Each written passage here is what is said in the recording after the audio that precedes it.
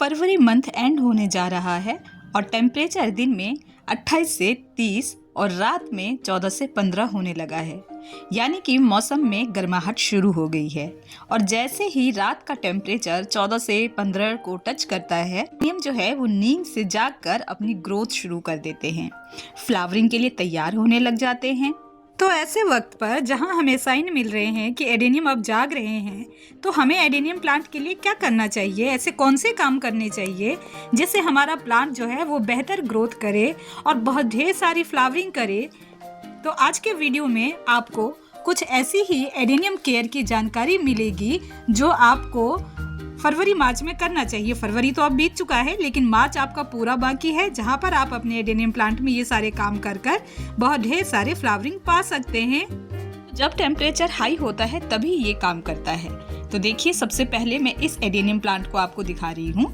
ये हमारा एक अरेबिकम एडेनियम प्लांट है और जिसमें आप ग्रोथ बहुत अच्छी देख रहे हैं। साथ में एक ये वाला है जो मैंने कटिंग से ग्रो किया हुआ है। तो सबसे पहले जानेंगे कि अरेबिकम प्लांट पे इस समय क्या काम करना चाहिए। उसके लिए मैं एक दूसरा प्लांट आपको दिखाती हूँ जो ये वाला है। ये भी कटिंग से तैयार प्लांट है, लेकिन मैच्योर प्लांट है। तो देखिए, इसकी मैंने कटिंग प्रूनिंग कर रखी है और करीब 20-25 दिन इसे सुखाया भी है छाया में रखकर।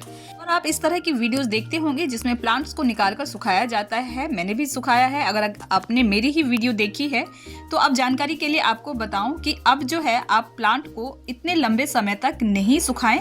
किसी भी प्लांट को, चाहे वो अरेबिकम हो, चाहे वो किसी भी तरह का रोजी वैरायटी हो या सिंपल एडेनियम हो। देखिए, इस प्लांट में मैंने कटिंग कर दी थी, प्रूनिंग कर दी थी और देखिए कितने अच्छे से न्यू ब्रांच जो है वो डेवलप हो रहे हैं। शायद विजिबिलिटी इतनी नहीं है, क्लियर नहीं है, बट आप देख रहे होंगे जो छोटे छोटे से कांटे टाइप से दिख रहे हैं ना, वही इसके नोड्स है। तो इस तरह से कटिंग प्रूनिंग का ये रिजल्ट है। तो कटिंग प्रूनिंग आप अभी कर सकते हैं अपने प्लांट पे। अरेबिकम प्लांट को कटिंग प्रूनिंग करना ज़्यादा पसंद नहीं है। तो जब आपका प्लांट काफ़ी सालों पुराना, काफ़ी लंबा हो जाए, तब ज़रूरत पड़े तो कटिंग करें। इस तरह के छोटे प्लांट को बिल्कुल भी कटिंग नहीं करना है। दूसरी बात कि अब इसे 20 से 25 दिन किसी भी प्लांट को सुखाना नहीं है।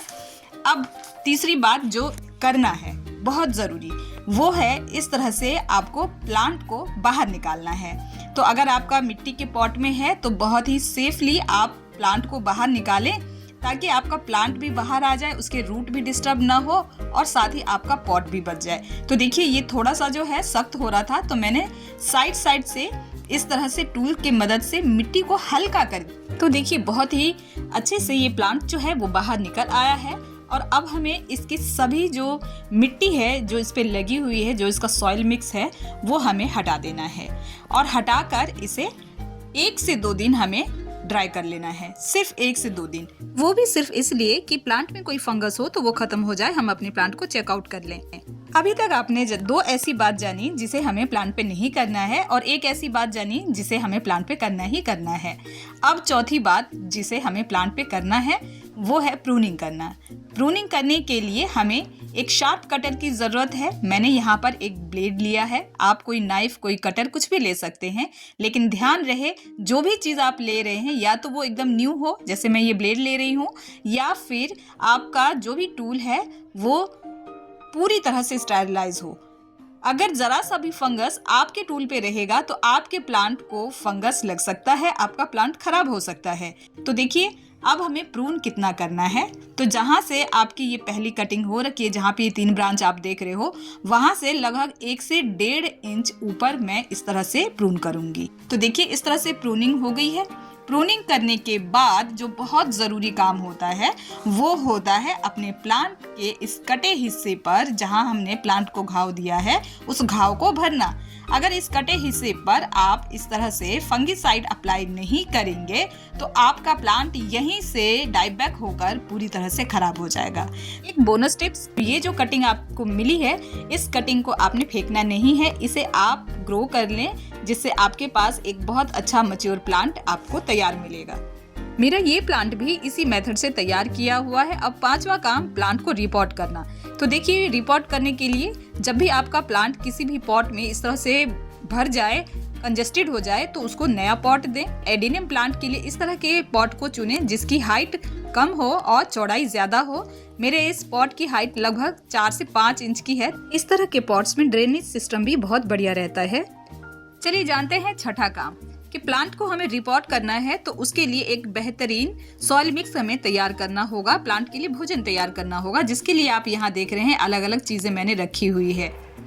ये क्या क्या है और कितनी मात्रा में है, ये सारी चीजें मैं आपको बताऊंगी। चाहे तो आप एक डायरी पेन लेकर नोट कर लें। यहाँ पर मैं इसे बहुत अच्छे तरीके से आपको समझाने वाली हूँ, और इस तरीके से अगर आप अपने प्लांट के लिए भोजन तैयार करेंगे तो आपका प्लांट जो है वो बहुत बेहतरीन ग्रो करेगा और बहुत ढेर सारे फ्लावरिंग भी करेगा। जो भी चीजें मैं यहाँ लेने को बताऊंगी उसका विकल्प भी बताऊंगी कि अगर आपके पास वो अवेलेबल नहीं है तो उसकी जगह पर आप क्या ले सकते हैं।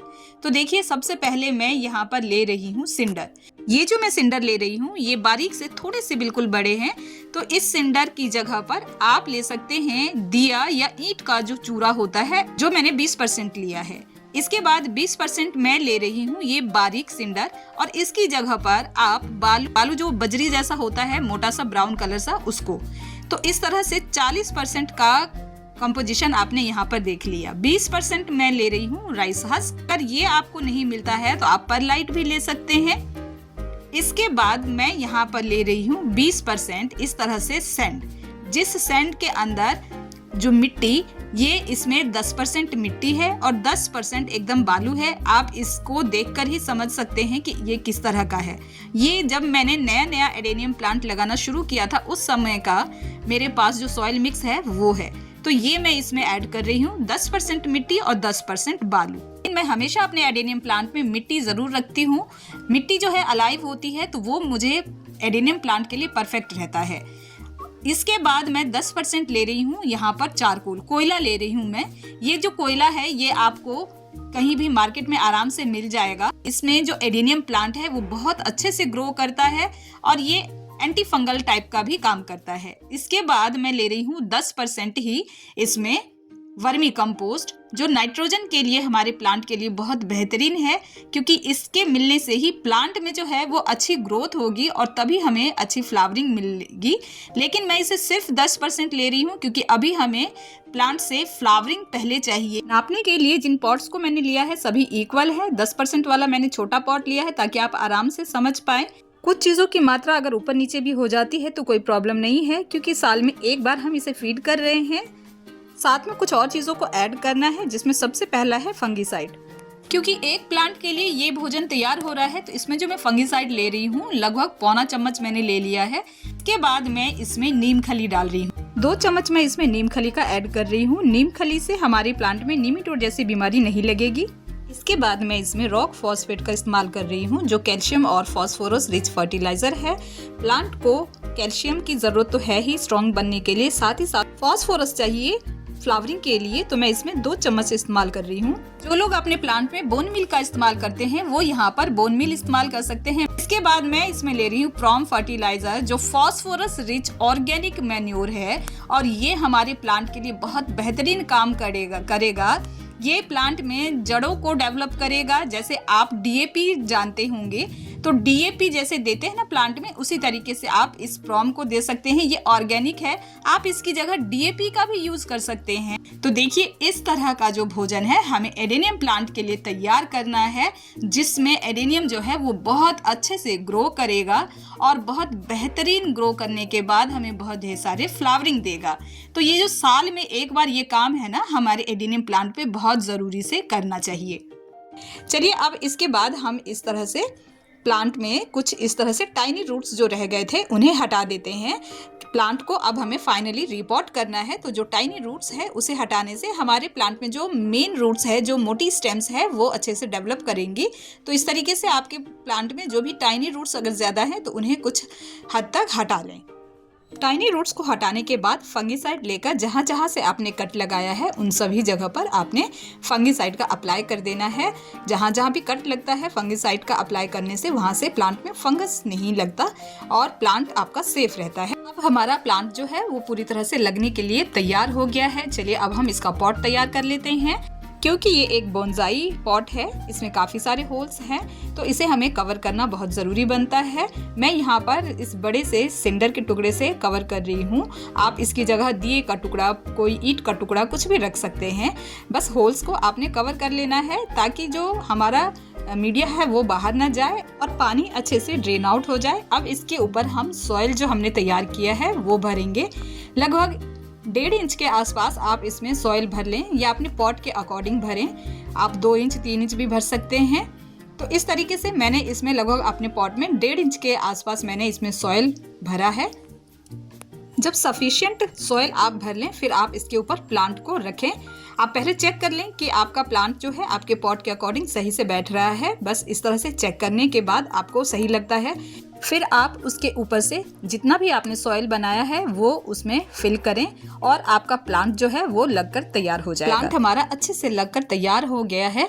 इसके चारों साइड आप देखेंगे तो बहुत अच्छे से करीब 1.5 से 2 इंच जगह जो है वो खाली है, ताकि प्लांट जो है वो साल भर इसमें अच्छे से अपनी डेवलपमेंट कर सके, अपनी ग्रोथ कर पाए और फिर अगले साल हम इसको और अच्छा बनाने के लिए एक और अगला गार्डन वर्क इसके ऊपर हम एडेनियम वर्क कर पाएं।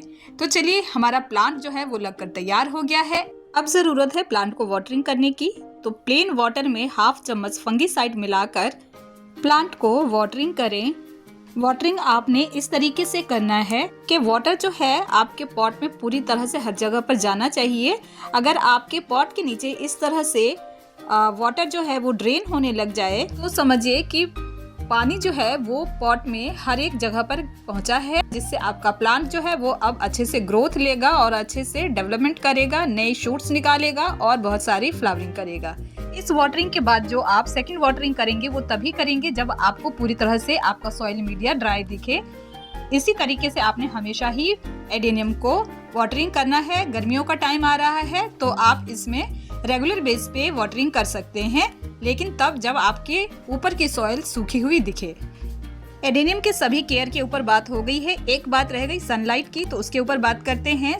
एडेनियम को हमेशा सनलाइट में रखना चाहिए। अभी हमने रिपोर्ट किया है लेकिन टेम्परेचर बहुत ज़्यादा हाई नहीं है, तो आप अभी से ही अपने प्लांट को ऐसी जगह पर रख सकते हैं जहां पर इसे थोड़ी बहुत धूप भी मिल सके और उसके बाद हफ्ते दिन बाद आप इसे फुल सनलाइट में, पूरी गर्मी में, पूरी धूप में रखें, जो इसके लिए ताकत का काम करेगी। वही इसका एनर्जी सोर्स है। जितना सनलाइट उतना इसमें बढ़त और उतनी ही फ्लावरिंग। तो मेरे बताए ये सभी काम आप अपने एडेनियम प्लांट पे अब जल्दी से जल्दी कर लें ताकि आप जल्द से जल्द इसके अच्छे रिजल्ट्स पा सके। तो मेरे पास जितनी भी अपने एक्सपीरियंस से जानकारी थी वो सभी मैंने आपके साथ शेयर की। आई होप एडेनियम से जुड़ी सभी जानकारी आपको पसंद आई होगी। जानकारी पसंद आई है, मेरा वीडियो पसंद आया हो तो मेरे वीडियो को लाइक एंड शेयर करें। साथ ही साथ मेरे चैनल को सब्सक्राइब कर लें विद बेल नोटिफिकेशन। कमेंट करें कि मेरी दी हुई जानकारी क्या आपके लिए बेनिफिशियल रही। वीडियो को एंड तक देखने के लिए, अपना कीमती समय देने के लिए थैंक यू फ्रेंड्स।